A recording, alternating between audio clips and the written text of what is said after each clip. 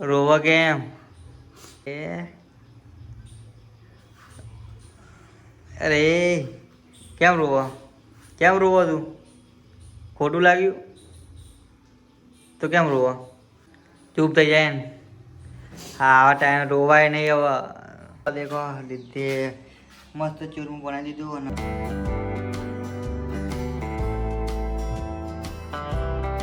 તો hi friends, કેમ છો? આઈ હોપ કે તમે બધા મજામાં છો. તો આજે મને વ્રતનો લાસ્ટ ડે 10મો દિવસ. તો જે સવારમાં ઉઠીને બધા તૈયાર થઈ ગયા આરતી કરવા માટે. તો રીતિ આરતીની તૈયારીઓ પણ કરી દીધી અને હું ગામમાંથી પ્રસાદ જે માતાજીનો હાર લાવવાનો હતો એ લઈને આવી ગયો. તો ચલો દશામાની આરતી કરીએ 10મા દિવસની. તો રીતિ પહેલાં દશામાનો દીવો પ્રગટાવે. દેખો એ તૈયાર થઈ ગઈ. પછી આ બાજુ પૂજા દેખા તો પૂજાએ સાડી પહેરી લીધી. એ ઈવાન, તારા કોઈ સૂટ બૂટ પહેરવાનું નહીં? પહેરવાનો સૂટ? હા બધી વાત મિલન કે તારે મને જેમ્સ ખાવા દે ને તારે પતિ જઈ બીજી લેવી. પેલા આરતી કરી લે. ચાલ ચાલ આરતી કરવા.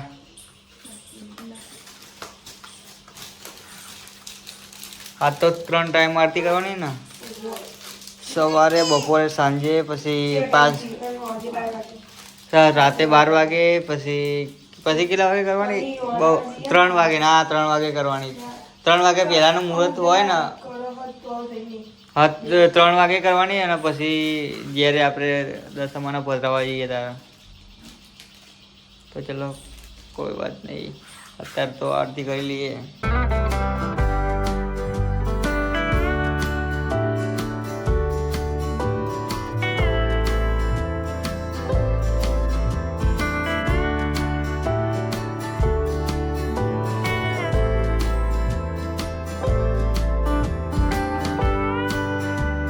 અષાઢ મહિનો આવ્યો, દિવાસાનો દિવસ આવ્યો. ગામની સ્ત્રીઓ આ વ્રત કરવા માટે નદીએ નાહવા ગઈ. આરતી કર્યા બાદ વાર્તા વાંચી લીધી અને રીતિ હવે એના કામે લાગી ગઈ હોય. તો રીતિ ચા બનાવવા. તો રીતિ કઈ રીતે, મતલબ કેવું લાગ્યું તને આ વ્રત કર્યા પછી? એટલે આમ દિવસો કે ભરાભૂર નીકળી ગયા? ખબર ના પડી કચમના દિવસો જતા. મને વધારે મસ્ત કોફી બનાવવા? ઈવાન કોફી પીવા? દૂધ પીવા ને એકલું કોફી જારા કરી નાખી હતી. એકલું ઢોળા છે, કોફી પી જાય. એક તો બોમીટો બની જાય. બોમીટો નહીં તો દીદી તો અત્યારે ચા અને કોફી બનાવવા. તો ચા નાસ્તો કરીએ, બની જાય એટલે. ઈવાન ક્યાં ગયો? ઈવાન, એ ઈવાન ઓહો યાર, દેખ્યું અત્યારમાં મંડી ગયો, કોમ કરવા મંડી ગયો. ઇનું હા ને કોમ મેં લાગી જાય. ઈવાન તું જો કોમે લાગી જાય, આખો ડ્રમ ખાલી કરી નાખ્યો ને રમકડાનું. તો હવે રીતિ શું બનાવવા? રીતિ તો દશામાને પ્રસાદ ચડાવવા માટે ચૂરમું બનાવવા. તને આવડે બનાવતી? આવડે અચુકલી? તો રીતિ અડધું તો બનાવી દીધું. દેખો આ શું હા, ચૂરમાનું શું કહેવાય ને, ચૂરમાના મુઠિયા બનાવી દીધા. અને હવે તેલમાં તરવાના. લોટના મુઠિયા બનાવ્યા, તેલમાં તળવાના. પછી કૂટવા હોય તો કૂટી નાખવાના, તો મિક્સર હોય તો ક્રશ કરી નાખવાનું. એ તો હવે ડિસિઝન તારું હોય. શું તું શું કરે એમ કે ને ટીચે કર. ક્રશ કરીશ. આપણે જેવી દસ્તો હોય બહુ હલકો તો પણ ઠીક છે ને, મજા આવશે. ક્રશ કરી નાખો ને એટલે ઝીણું ઝીણું થઈ જાય છે. હા તો રીતિ ક્રશ કરી નાખશે. અત્યારે તો રીતિ દશામાની પ્રસાદ બનાવવા. તો આજે દશામાનો લાસ્ટ ડે. રીતિ દેખાવાનું તો બધું આવડે છે ને. ડાઈ બૈરી એ ખુશ ના થયા ને. હમ જોતો કરી યાર. તો હવે લાડવા બનાવી દીધા. લાગે ચૂરમાના લાડુ માથામાં ફૂટવા માંડ્યા છે. મેં તારીફ કરી એટલે એ અરે કેમ રોવા? કેમ રોવા તું? ખોટું લાગ્યું તો કેમ રોવા? રોવા કેમ? હા કેમ?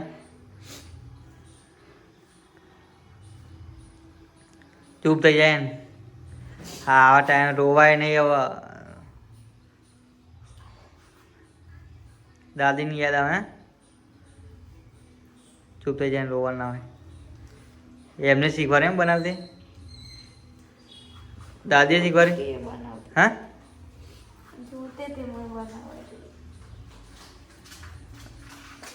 અને આવી જાય યુવાન. શું લઈને આવ્યો લે? ચોકલેટ લાવ્યો. ચોકલેટ લાવ્યો. દેખ બેટા મમ્મી રોઈ. મમ્મી ક્યાં ચૂપ થઈ જાય? હા તો એની ચોકલેટના બહાર પડી જાય. જો હવે આવે તાર જોડે ખીલાડી છે જોઈ. મેં ખાલી ને ખીજા મૂકી એટલે ડાયરેક્ટ મારા હાથમાં લઈને તારા જોડે આવી ગયો કે તોડિયા. વાહ ટાઈગર વાહ. રોવાનું ના હોય. મસ્ત બનાય પ્રસાદ બનાવે દશામાની. અને દેખે તું કેવી પ્રસાદ બનાવવા. મને લાગ્યું તને નહીં આવડતો.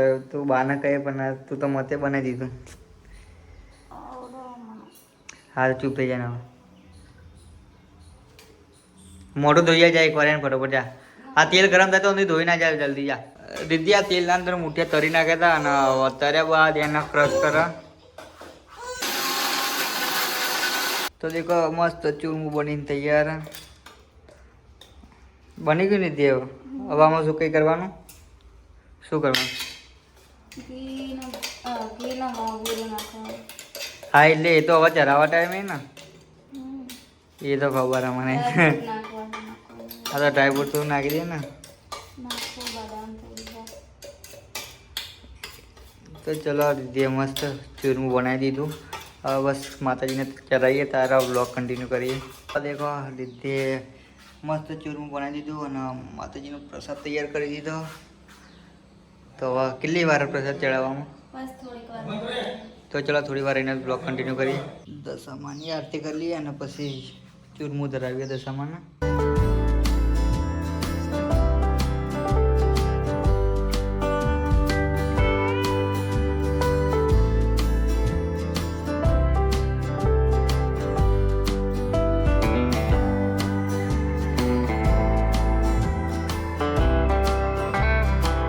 દશામાની આરતી થઈ ગઈ.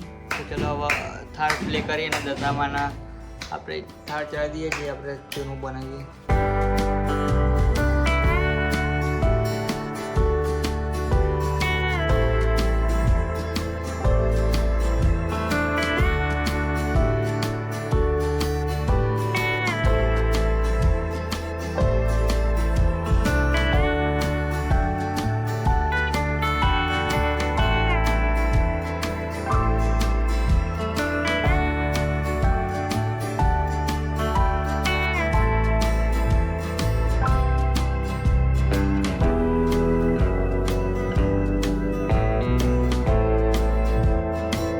દશામાનો થાળ વગાડીને એમને ચૂરમું ચડાવી દીધું. તો તમને બધાને ખબર જ છે કે આજે દશામાના વ્રતનો 10મો દિવસ છે અને આ 10મા દિવસનો વ્લોગ છે.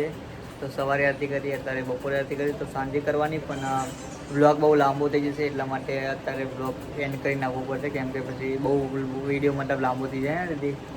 કેમ કે કદાચ અત્યારે તો 8 મિનિટનો થઈ ગયો છે મારા ખ્યાલથી. વધારે થયો હોય કે ઓછો થયો ખબર નહીં, પણ ભાઈ સાંજ સુધી મતલબ બ્લોગ કન્ટિન્યુ રાખશું તો બહુ લાંબો બ્લોગ થઈ જશે. તો અલગથી આવશે બ્લોગ કે મતલબ દશામાનો વિસામો એ બ્લોગ અલગ આવશે અને રાતે જાગરણ એ પણ અલગ આવશે. તો ચલો આજનો બ્લોગ અહીંયા જ એન્ડ કરીએ. Bye bye all friends. Thanks for watching this video. By.